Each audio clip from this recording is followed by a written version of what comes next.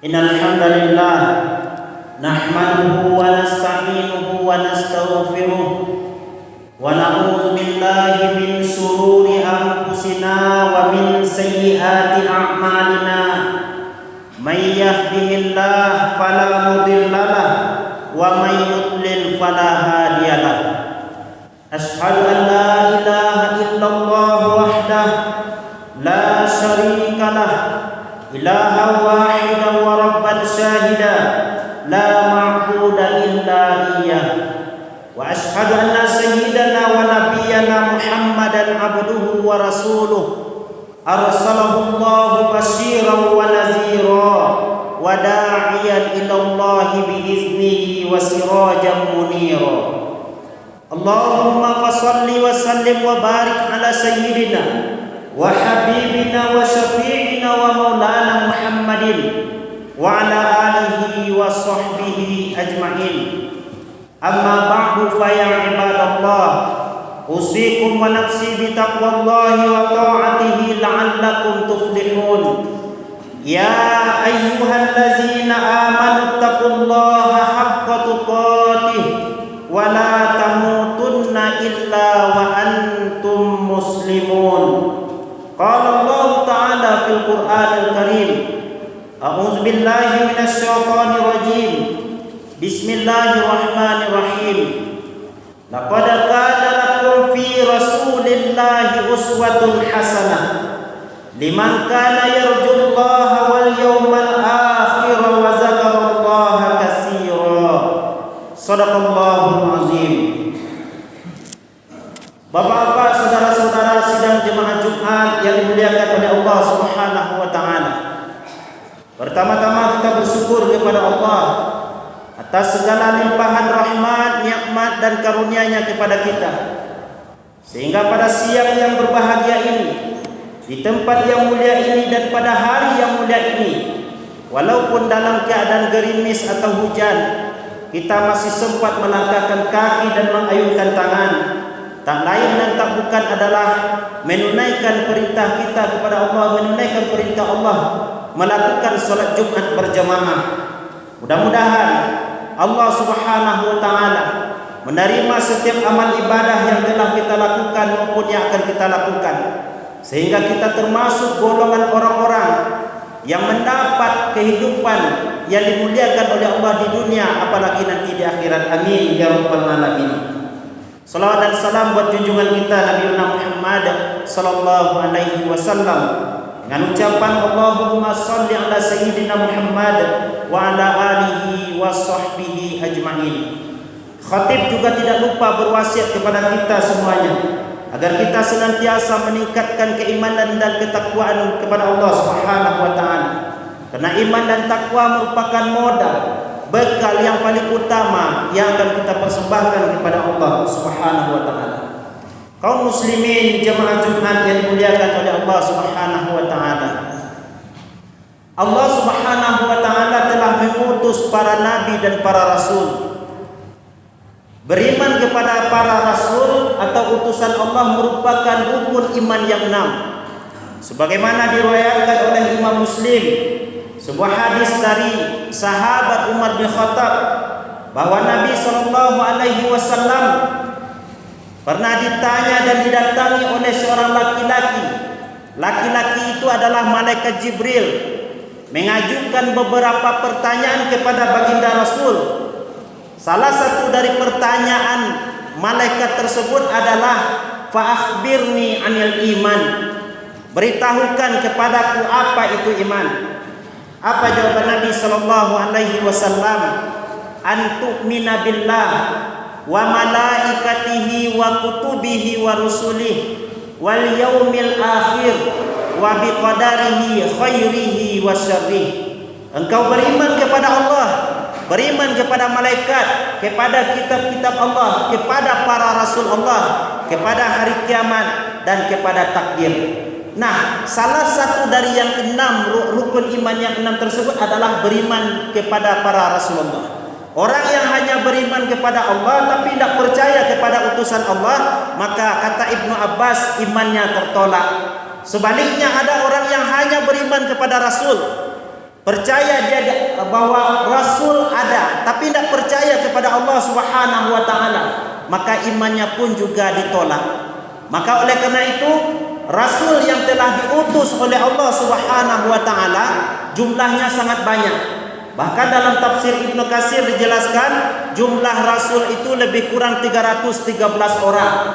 Jumlah para nabi lebih kurang 124.000. Nah, dari sekian jumlah Rasul yang banyak tersebut, maka ada beberapa Rasul yang dikatakan oleh Allah sebagai uswatun hasanah. Di antaranya adalah Nabi Ibrahim dan Nabi Muhammad sallallahu alaihi wasallam.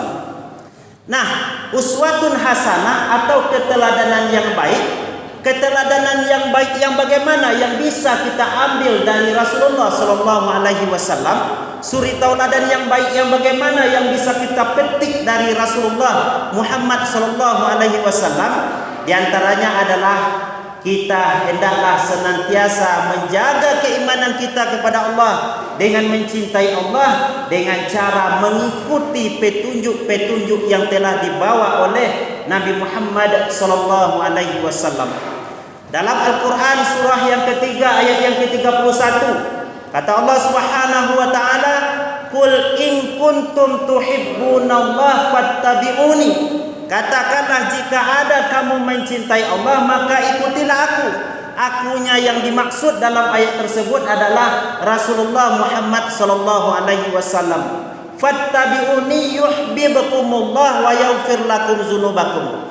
Konsekuensi dari kamu mencintai Allah, apa yang akan diberikan oleh Allah? Yang pertama, Allah akan mencintai kamu. Yang kedua, Allah akan mengampuni semua dosa-dosamu. Inilah konsekuensi daripada orang yang mencintai Allah. Makanya dalam ayat yang lain, surah yang ke-16 ayat yang ke-97, kata Allah Subhanahu wa taala, "Man amila sholihan min zakarin aw unsa wa huwa mu'min." Barang siapa yang beramal amalan soleh, baik laki-laki maupun perempuan, status orang tersebut adalah dalam keadaan beriman kepada Allah. Apa janji Allah? "Falanuhyiyannahu hayatan thayyibah." Kami akan berikan kepada orang tersebut kehidupan yang baik. "Wala najziyannahum ajrahum bi ahsani ma kanu ya'malun." Dan kami akan membalasi mereka dengan balasan yang lebih baik daripada apa yang telah mereka lakukan. Kaum muslimin sidang jemaah Jumat yang dimuliakan oleh Allah.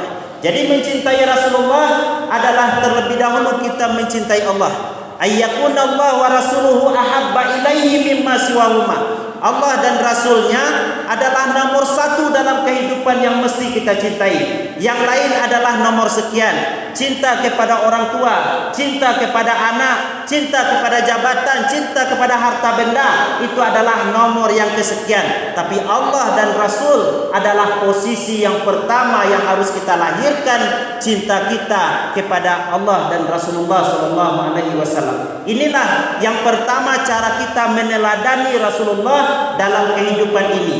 Beriman kepada Allah bukan hanya dengan ucapan, bukan hanya terpatri dalam hati kita yakin Allah yang menciptakan, tapi adalah dibuktikan semuanya melalui lisan kita berzikir, melalui hati kita meyakini dengan sepenuh hati, melalui tubuh kita, tangan kita, kaki kita melakukan amalan soleh seperti yang telah diperintahkan oleh Allah Subhanahu wa taala. Yang kedua, hendaklah kita senantiasa meneladani akhlak Rasulullah sallallahu alaihi wasallam dalam kehidupan. Rasulullah itu adalah pemimpin, bukan hanya pemimpin di masjid jadi imam, tapi beliau juga pemimpin di lapangan. Beliau adalah seorang politikus, seorang orang yang berpolitik. Beliau adalah pakar ekonomi. Semuanya ada dalam diri Rasulullah sallallahu alaihi wasallam. Maka ketika Islam yang dibawa oleh Rasulullah sallallahu alaihi wasallam itu bukan dengan pedang disebarkan, tapi dengan akhlak yang mulia. Ketika Nabi di Madinah, Nabi berjumpa dengan orang Yahudi yang buta. Nabi setiap hari menyuapi orang Yahudi ini. Pagi, siang, sore memberikan makanan kepada orang Yahudi ini. Tapi apa kata-kata yang keluar dari orang Yahudi yang matanya buta ini? Aku benci dengan Muhammad. Muhammad itu macam-macam dikatakannya. Dia katakan Nabi Muhammad gila, dia katakan Nabi Muhammad tukang sihir. Padahal yang menyuapinya itu, yang dia berbicara kepada orang yang menyuapinya itu adalah Nabi Muhammad SAW itu sendiri. Tapi Nabi Muhammad bukan membalas dengan yang buruk, bukan melakukan tindakan yang kejam, bukan malah malik memfitnah, mengecam dan lain sebagainya. Tapi dibiarkan oleh Rasulullah SAW. Pada suatu ketika Rasulullah berhalangan, malah yang menyuapi orang Yahudi ini adalah sahabat dekat Rasulullah, namanya Abu Bakar As-Siddiq. Abu Bakar, ketika Abu Bakar menyuapi orang Yahudi yang buta ini dengan makanan, kok beda sekali yang kemarin dengan yang sekarang yang menyuapin saya. Kemarin itu lembut tangannya, tuturnya pun bagus. Dia menyuapin saya dengan makanan sedikit-sedikit. Sekarang agak sedikit besar makanan yang masuk ke mulut saya. Kemana orang yang kemarin? Apa jawaban daripada sahabat ini, Abu Bakar radhiyallahu anhu ini? Yang kemarin itu dia telah meninggal. Yang kemarin itu yang kau katakan dia adalah orang gila, dia adalah penyihir, dia mempunyai akhlak yang tidak baik. Itulah dia Muhammad yang kau setiap hari hina dan caci. Sekarang dia telah meninggal. Ketika itu orang Yahudi ini menangis histeris. Dia tidak tahu bahwa yang menyuapi selama ini adalah Muhammad SAW. Dia tidak tahu bahwa yang mengajarkannya tutur kata yang baik, yang ucapannya baik adalah Muhammad SAW. Ketika Nabi Muhammad telah meninggal, orang Yahudi ini histeris dia. Saya menyesal. Dengan penyesalannya itu dia masuk ke dalam ajaran Islam, agama Islam. Pada satu tempat di kisah yang lain, Nabi SAW bertemu dengan Duksur. Bayangkan ketika Duksur bertemu dengan Rasul, dihunuskan pedang kepada leher Rasulullah SAW. Ketika itu Duksur bertanya, kalau sekarang kita satu lawan satu, maka siapa yang akan membelamu wahai Muhammad? Ketika itu apa jawaban Nabi ketika itu? Yang membelaku adalah Allah Rabbul Izzati. Allah. Tersungkurlah Duksur ini. Pedangnya pun jatuh. Kenapa demikian? Karena mendengar nama Allah ini tak kuat perasaan. Diambil pedang oleh Nabi Muhammad SAW. Bukan bermaksud ingin membunuh orang ini, tidak, tapi mengajarkan etika kepada Duksur ini. Hai Duksur, sekiranya aku tancapkan pedang ini ke perutmu atau aku penggal lehermu, maka siapa yang akan menolongmu? Duksur ini terdiam, tidak bisa bicara apa-apa. Ketika itu dia menyadari bahwa Rasulullah SAW mempunyai akhlak yang mulia. Maka sangat mustahillah kalau ada umat Islam yang mengira dan menyangka bahwa Islam disebarkan di tanah Arab dulunya dengan pedang. Itu adalah pernyataan yang salah yang dibuat oleh orang Yahudi dan orang Nasrani. Kalau ada Islam itu tersebar, sepertiga daripada dunia ini dikuasai oleh Islam pada masa kekhalifahan dulu, maka itu adalah pernyataan yang salah. Ekspansi yang dilakukan, penyebaran Islam yang dilakukan bukan membawa malapetaka, tapi justru mendatangkan kedamaian di mana Islam ditempuh ketika itu. Wa ma arsalnaka illa rahmatan lil alamin. Dan kami tidak mengutusmu Muhammad melainkan menjadi rahmat bagi sekalian alam. Rahmat yang dimaksud di sini adalah solusi yang terbaik untuk kehidupan manusia. Bayangkan di tanah Arab, orang jahiliyah, orang menyembah berhala, padahal ada Allah yang menciptakan. Bayangkan di tanah Arab, orangnya jahiliyah, di sebelah barat ada imperium yang besar bernama Romawi, di timur pun ada Persia. Nabi malah diutus di tempat orang jahiliyah ini. Kenapa demikian? Kalau toh sekiranya Nabi hadir di tengah Romawi, maka mungkin saja umat akan beranggapan dia kan adalah keturunan Romawi, bangsanya yang sudah maju, peradabannya yang sudah maju. Tidak, tetapi ternyata Rasul diutus oleh Allah di tanah jahiliyah, sehingga melahirkan di tanah jahiliyah tersebut nilai-nilai Islamnya yang cukup kuat sampai kepada kita saat sekarang ini. Maka meneladani Rasulullah adalah kepribadian Rasulullah kita teladani dalam kehidupan sehari-hari. Perkataan kita adalah perkataan yang mencerminkan petunjuk Rasul.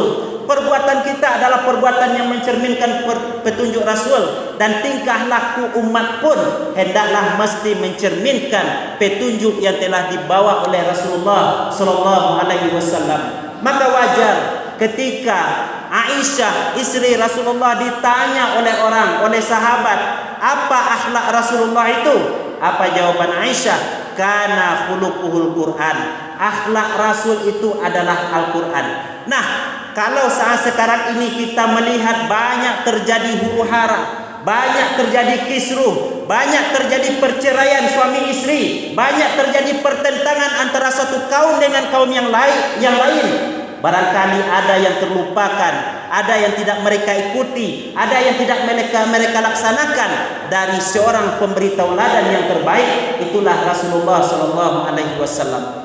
Kaum muslimin sidang Jumat yang dimuliakan oleh Allah, yang ketiga, hendaklah setiap kita untuk sebagai peneladanan terhadap akhlak Rasulullah sallallahu alaihi wasallam, hendaklah setiap kita menjaga nilai-nilai sunnah atau ajaran yang telah dibawa oleh Rasulullah dalam kehidupan kita. Seorang orang tua hendak bertanggung jawab kepada anaknya agar mendidik anaknya dengan pendidikan Islami. Seorang kepala daerah hendaknya bertanggung jawab kepada masyarakatnya agar mengajak mereka untuk dekat ke masjid, ke musola, melakukan kajian-kajian. Hendaklah mereka mendekatkan diri masyarakat mereka kepada Al-Quranul Karim. Di saat pemimpin tidak mau tahu dengan ajaran Rasulullah, di saat pemimpin tidak mau tahu dengan Al-Quran sebagai petunjuk dalam kehidupan ini, maka kehancuran pun akan didapati. Bukankah Al-Quran merupakan petunjuk yang mulia, petunjuk yang tidak hanya masa sekarang ini, tapi sampai hari kiamat Al-Quran tetap menjadi petunjuk yang akan membimbing manusia.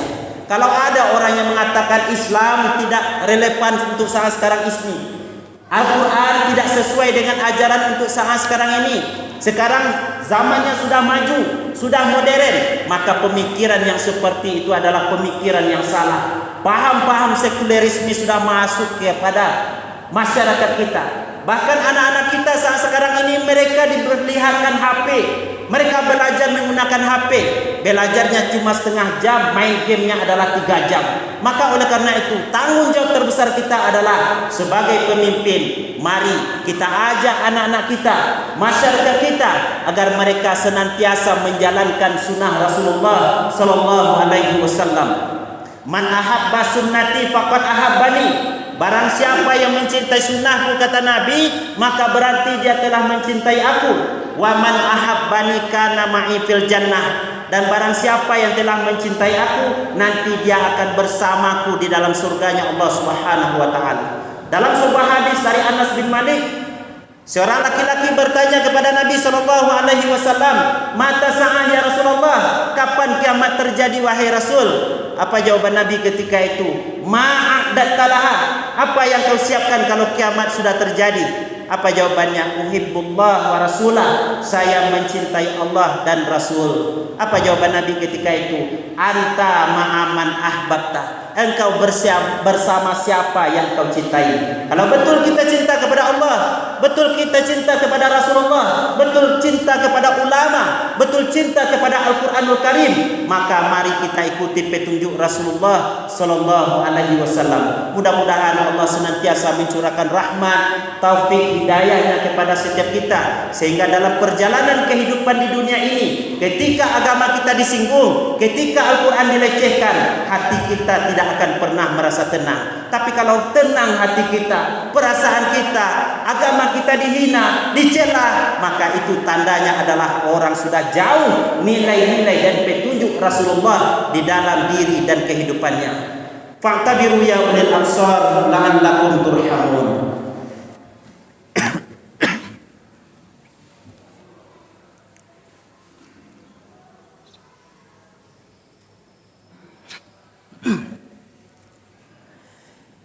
Alhamdulillah, alhamdulillahillazi hadana lihaza wa ma kunna linahtadiya laula an hadanallah. Ashhadu an la ilaha illallah wahdah la syarikalah wa ashhadu anna Muhammadan abduhu wa rasuluh sallallahu alaihi wasallam. Allahumma fasalli wa sallim wa barik ala sayyidina Muhammad wa ala alihi wa sahbihi ajma'in. Amma ba'du fa ya ibadallah, usikum wa nafsi bi taqwallahi wa ta'atihi la'allakum tuflihun. Ya ayyuhallazina amanu taqullaha wa qulu qawlan sadida yuslih lakum a'malakum wa yaghfir lakum dzunubakum wa may yuti'illaha wa rasulahu faqad faza fawzan 'azima. Qala Allah Ta'ala fil Qur'anil Karim, a'udzu billahi minasy syaithanir rajim. Bismillahirrahmanirrahim. Innallaha wa malaikatahu yusholluna 'alan nabi. Ya ayyuhallazina amanu shallu 'alaihi wa sallimu taslima. Allahumma shalli ala Muhammad wa ala ali Muhammad kama shallaita ala Ibrahim wa ala ali Ibrahim wa barik ala Muhammad wa ala ali Muhammad kama barakta ala Ibrahim wa ala ali Ibrahim fil alamin innaka Hamidum Majid. Allahumma ighfir lil mu'minina wal mu'minat wal muslimina wal muslimat al ahya'i minhum wal amwat innaka sami'un qaribun mujibud da'wat wa ya qadiyal hajat ya rabbal alamin. Rabbana faghfir lana dhunubana wa kaffir 'anna sayyi'atina wa tawaffana ma'al abrar. Rabbana zalamna anfusana wa illam taghfir lana wa tarhamna lanakunanna minal khasirin. Rabbana atina fid dunya hasanah wa fil akhirati hasanatan wa qina azaban nar. Ibadallah, innallaha ya'muru bil adli wal ihsan wa ita'i dzil qurba wa yanha 'anil fahsya'i wal munkari wal baghi ya'izukum la'allakum tadhakkarun wa la dzikrullahi akbar.